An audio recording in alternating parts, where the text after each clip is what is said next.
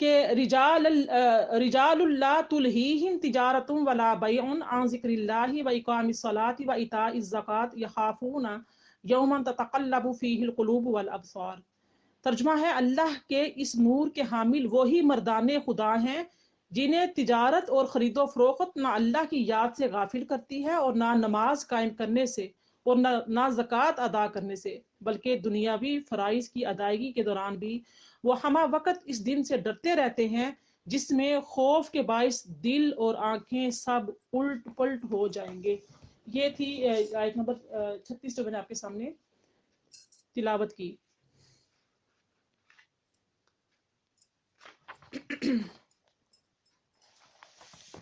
جی، تو یہاں پر جو ایمان والوں کا بیان کیا جا رہا ہے کہ یعنی کہ وہ جو لوگ اللہ تعالیٰ کے، ان کو تجارت بالکل نہیں روکتی، کوئی بھی دنیاوی جو اعراض ہیں، دنیاوی کام ہیں، دنیاوی مصروفیات ہیں، ضروریات ہیں، جب اللہ تعالیٰ کا ذکر بلند ہوتا ہے، یعنی کہ جب اذان کا ٹائم ہوتا ہے، وقت ہوتا ہے نماز کا، جب نماز کا وقت داخل ہو جاتا ہے، تو وہ ایسے مردان خدا ہیں، نور ان کے لیے اللہ تعالیٰ نے جو نور عطا کیا ہے، ہدایت عطا کی ہوئی ہے، وہ کبھی بھی اس سے نہیں رکتے۔ حضرت جو ابو درداء ہے رضی اللہ تعالیٰ بیان کرتے ہیں کہ میں اس راستے پر کھڑے ہو کر چیزیں فروخت کرتا تھا، ہر روز 300 دینار نفع کماتا تھا اور ہر روز مسجد میں جا کر نماز پڑھتا تھا، لیکن میں یہ نہیں کہتا کہ نفع حلال نہیں ہے، لیکن میں یہ چاہتا تھا کہ میں اس آیت میں داخل ہو جاؤں، رجال لا تلہیہم، یعنی کہ آپ فرماتے ہیں کہ میں یہ چاہتا تھا کہ میں اس آیت میں داخل ہو جاؤں۔ اس طرح سے ابو ہریرہ فرماتے ہیں کہ رسول اللہ صلی اللہ علیہ وسلم نے رجال لا تلہیہم تجارت ولا بیع عن ذکر اللہ کی تفسیر میں فرمایا کہ یہ وہ لوگ ہیں جو اللہ کا فضل تلاش کرنے کے لیے زمین میں سفر کرتے ہیں۔ سالم بیان کرتے ہیں کہ حضرت عبداللہ بن عمر رضی اللہ تعالیٰ عنہما بازار میں تھے، نماز کی اقامت کہی گی تو مسلمانوں نے اپنی دکانیں بند کر دیں اور مسجد میں چلے گئے۔ حضرت ابن عمر نے فرمایا انہی لوگوں کے متعلق یہ آیت نازل ہوئی ہے، رجال لا تلہیہم تجارہ، یعنی کہ یہ ایسے لوگ جو ہے نیک اور نور والے ہیں، سیدھی ہدایت والے ہیں، جو اپنے کاروبار، خواہ گھروں میں عورتیں ہوں، خواتین ہوں، مومنہ عورتیں ہوں یا مومن مرد ہوں، جیسے ہی نماز کا ٹائم آ جائے، داخل ہو جائے، تو وہ اس سے پہلے ہی نماز کی تیاری میں رہتے ہیں، نماز کے منتظر رہتے ہیں، اور جیسے ہی ٹائم داخل ہوتا ہے تو وہ نماز، تمام مصروفیات کو بالائے طاق رکھ کر نمازیں ادا کرتے ہیں۔ تو اللہ تعالیٰ کی ذات نے انہی کے بارے میں فرمایا کہ لا تلہیہم تجارہ۔ اس طریقے سے جو ہے عطا بیان کرتے ہیں کہ اس آیت کا مصداق وہ مسلمان ہیں جن کو اللہ کے حقوق اور اس کے فرائض کی ان کے اوقات میں ادائیگی کو ان کی خرید و فروخت جو ہے وہ منع نہیں کرتی۔ جب قیامت کا دن ہوگا، حضرت حسن جو ہے وہ بیان کرتے ہیں کہ جب قیامت کا دن ہوگا، اللہ اکبر، تو ایک منادی ندا کرے گا، تو ان قریب اہل محشر جان لیں گے کہ کون اللہ کے کرم کا زیادہ لائق ہے۔ پھر وہ کہے گا کہ وہ لوگ کہاں ہیں جو اپنے پہلوؤں کو اپنے بستروں سے دور رکھتے تھے اور خوف اور طمع سے اپنے رب کو پکارتے تھے اور جو کچھ ہم نے ان کو دیا تھا اس میں سے خرچ کرتے تھے۔ تو پھر وہ لوگ کھڑے ہوں گے اور لوگوں کی گردنیں پھلانکتے ہوئے آئیں گے، منادی پھر کہے گا، ان قریب اہل محشر جان لیں گے کہ کون کرم کا زیادہ اہل ہے۔ وہ لوگ کہاں ہیں جن کو ان کی تجارت اور ان کی خرید و فروخت اللہ کی یاد سے غافل نہیں کرتی تھی۔ پھر وہی لوگ، یہی جو قرآن پاک کی آیت ہے، آیت نمبر 37 جو آپ نے تلاوت کی ہے، پھر وہ لوگ کھڑے ہوں گے اور لوگوں کی گردنیں پھلانکتے ہوئے آئیں گے، منادی پھر ندا کرے گا، ان قریب اہل محشر جان لیں گے کہ کرم کے کون زیادہ لائق ہے۔ وہ لوگ کہاں ہیں جو ہر حال میں اللہ کی حمد کرتے تھے۔ پھر وہ کھڑے ہوں گے اور باقی لوگوں سے حساب لینا شروع کر دیا جائے گا۔ تو ایسے لوگ اللہ تعالیٰ کو محبوب ہیں، یعنی کہ یہی اصل میں جو قرآن پاک کی آیت مبارکہ ہے، وَأَقِیمُوا الصَّلَاةَ، اور نماز قائم کرو۔ تو نماز پڑھنا جو ہے، نماز کو وقت پر ادا کرنا اور چیز ہے، نماز کا نظام قائم کرنا۔ اس کو قائم کرنے کے لیے کیا ہے کہ اپنی تمام خرید و فروخت، اپنی تمام تجارت، اپنے جو خواتین ہیں اپنے گھریلو لیول پہ اپنے ہر طرح کے کاموں کو یا تو اس سے پہلے یعنی کہ کر لے، وہ کام جو نماز میں ہرڈل بنتے ہیں ان کو پہلے سے کر لیا جائے، یا پھر یعنی کہ بعد میں کر لیا جائے، تو پہلے نماز کو فوقیت دی جائے، یہی ہوتا ہے نماز قائم کرنا۔ اس کے بعد اللہ نے فرمایا کہ اللہ تعالیٰ ان کو بہترین کاموں کی جزا دے گا۔ آپ دیکھ لیجئے کہ اس آیت میں نیک کاموں کی جزا کا ذکر اللہ تعالیٰ نے فرمایا ہے، برے کاموں کی سزا کا ذکر نہیں فرمایا۔ یعنی کہ قیامت کے دن یعنی کہ آپ کو ظاہر آپ قرآن پاک میں پڑھتے ہیں ہر جگہ پہ جزا کا جب ذکر آتا ہے تو ساتھ میں سزا کا ذکر بھی آتا ہے. تو اس کی جزا اور سزا کی جو دو وجہیں ہوں گی، ایک وجہ اس میں سے یہ ہوگی کہ تمام مسلمان کو نیک کاموں کی ترغیب دی جائے.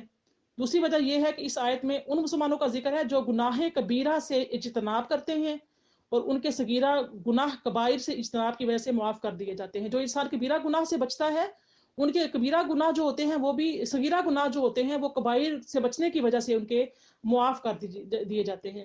اللہ تعالیٰ فرماتا ہے کہ میں اپنے فضل سے ان کے اجر کو زیادہ کر دوں گا. آپ دیکھیے اس کا جو محمل ہے وہ یعنی کہ یہ ہے کہ ایک نیکی کا 10 گنا پھر 700 گنا اللہ تعالیٰ کی ذات چاہے. یہ تو انسان کے دل پر ڈیپینڈ کرتا ہے، اس کی خلوص پر ڈیپینڈ کرتا ہے، اس کی نیت پر کرتا ہے کہ اس نے جو کام، جو نیک عمل، جو بھی اللہ تعالیٰ کی راہ میں خرچ کیا یا عبادت کی یا تسبیحات کی، اذکار کیے، جو بھی نیک عمل کیا وہ اس نے کیسی نیت کے ساتھ کیا. اس کی نیت کی جتنی پاور طاقت ہوگی، جتنے اس نے کیا ہوگا، اس طریقے سے اللہ تعالیٰ کی ذات اس کی نیکیاں بڑھا دے گی. 10 گناہ بھی کر دی جائے گی، 700 گناہ بھی کر دی جائے گی، 700 گناہ سے زیادہ بڑھا کر بھی کر دی جائیں گی. اور اللہ تعالیٰ کی ذات چاہے گی تو اس سے بھی دگنا عطا کر دے گی. اور اسی آیت مبارکہ کا جو دوسرا محمل ہے وہ یہ ہے کہ اس کے استحقاق کے بغیر اس کو اللہ تعالیٰ کی ذات اجر عطا فرمائے گا.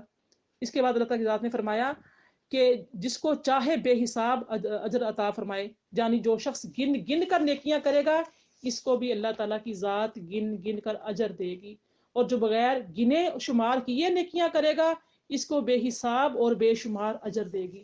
اب اس کو یہاں سے یہ بھی لیا جاتا ہے کہ تسبیح کو گننا نہیں چاہیے، تسبیح کے دانے شمارے جو ہم گٹھلیاں وغیرہ پڑھتے ہیں، کبھی ایسا ہوتا ہے کہ سارے مل کے بیٹھ کر پڑھتے ہیں تو گنا نہ جائے، گنتی نہیں کرنی چاہیے. اللہ تعالیٰ کی ذات کے ساتھ عمل گن کے کریں گے تو ہمیں وہ گن کے دے گا.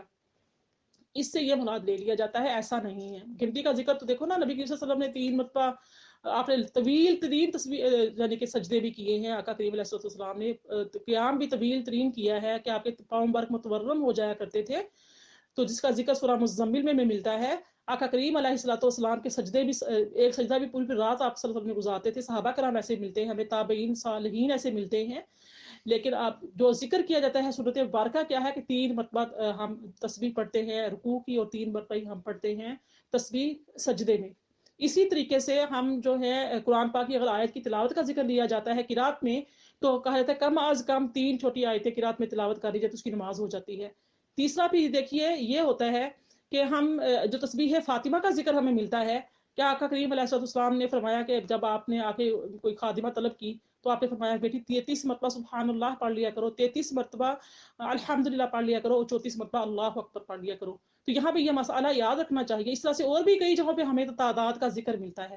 تو یہاں پر یہ نہ لیا جائے. ہاں جو لوگ تنگ دل ہوتے ہیں، دیکھو صحابہ کرام کی جو تھے جب ان کی کسی غزوہ میں جانا ہوتا تھا تو آپ تمام دل و جان کے ساتھ، ساز و سامان کے ساتھ اپنی جان قربان کرنے کے لیے نکلتے تھے، خون کا آخری قطرہ بہانے کے لیے نکلتے تھے. جب مال کہیں قربان کرنے کی باری آتی تھی تو اپنا سارا کچھ، جیسے صدیق اکبر کی مثال ہمیں ملتی ہے کہ قمیض کے بٹن تک اتار کے آپ لے کر آ گئے گھر میں. فرمایا کہ کیا چھوڑ کر آئے ہو؟ اللہ اور اس کے رسول کے سوا سب کچھ لے آیا ہوں. تو یعنی کہ اس سے مثال یہ ہو رہی ہے. ہم جب اللہ تعالیٰ کی راہ میں دیتے تو ہم کیا کرتے ہیں؟ گنتی کے ساتھ، یعنی کہ تھوڑا مال دیا زیادہ رکھ لیا اور دل چھوٹا کیا، دل تنگ کیا. اس دل کی تنگی کا ذکر آ رہا ہے. دل تنگ کیا کہ نہیں وہ میرا وہاں، میرا یہ خرچے، میرے وہ خرچے، یہاں لگ جائے گا، وہاں چیزنا، اس کو دیا تو عادت بن جائے گی. یہ جیسی باتیں، ایسی چیزیں سوچنے لگتے ہیں، دل چھوٹا کرتے ہیں، دل تنگ کرتے ہیں. اللہ کی راہ میں لگانے کے لیے، دینے کے لیے نماز کو مختصر کرتے ہیں، جلدی جلدی میں پڑھتے ہیں. بہت سی چیزیں اس مفہوم میں آ جاتی ہیں. اس کو اس طرف نہ لیا جائے کہ گن گن کے دیں گے تو گن گن کے آئے گا. گن گن سے مراد جو ہے جیسے ہم کسی غریب مسکین کی، بیمار کی، مریض کی مدد کرنے کے لیے ہمیں کہا جائے تو ہم پھر ہمارا کیا حال ہوتا ہے؟ اگر وہی ہم اس مرض میں مبتلا ہو جائیں تو ہمارے کھڑے کھڑے لاکھوں لگ جائیں گے. لیکن جب دینے کی باری آ جائے تو پھر ہم لاکھوں کی بجائے کیا 100 کیا 1000 بھی دینے کے قابل نہیں رہتے. ہم کہتے ہیں کسی کو 1000 کر دیں. یعنی کہ یہ نیت. تو اللہ تعالیٰ کی ذات اس آیت مبارکہ کا جو دوسرا محمل کیا ہے کہ اس کے استحقاق کے بغیر ان کو اجر عطا فرمائے گا. اتنا وہ حق نہیں رکھتے ہوں گے، اتنی انہوں نے نیکیاں نہیں کی ہوں گی. اللہ تعالیٰ کی ذات ایک نیکی کے بدلے 10 دے گی. 10 کے یعنی کہ پھل اس کو 700 گنا، اس 10 کو بھی 700 گنا بڑھا دے گی اور 700 گنا سے بھی ڈبل کر دے گی. اس کا وہ انسان اس کا حق نہیں رکھتا ہوگا، اس کا استحقاق نہیں رکھتا ہوگا، پھر بھی وہ ذات اس کو اجر عطا فرمائے گی. تو یہ اب یہاں یعنی جو شخص گن گن کر نیکیاں دے گا کرے گا تو اللہ تعالیٰ کی ذات کو گن گن کے اجر دے گی، اور جو بغیر گنے یعنی کہ سابقون الاولون میں ہوں گے، آگے نکلنے والے، آگے بڑھنے والے، ہر کام کو اپنے پہلے کرنے والے، ان کے ساتھ اللہ تعالیٰ کی ذات معاملہ بھی پھر وہی کرے گی۔ پھر فرمایا والذین کفروا اعمالہم کسراب، یہ آیت نمبر 39 اور 40 سے اکٹھی، اور اگر آپ کہیں تو میں ان کو بیان کرتی ہوں، اسی کے ساتھ لنکڈ ہیں، اگر نہیں ٹائم زیادہ ہو گیا ہے تو پھر ہم اسی سے یہیں پہ اس کو وائنڈ اپ کرتے ہیں، کوئی ایک جواب دے دے۔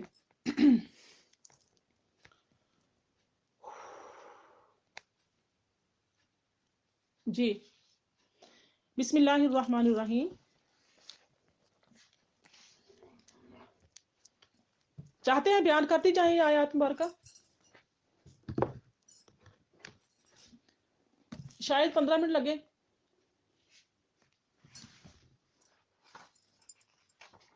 جی میں بعد میں، کیونکہ یہ ابھی لنکڈ ہے نا، اسی لیے میں کہہ رہی ہوں۔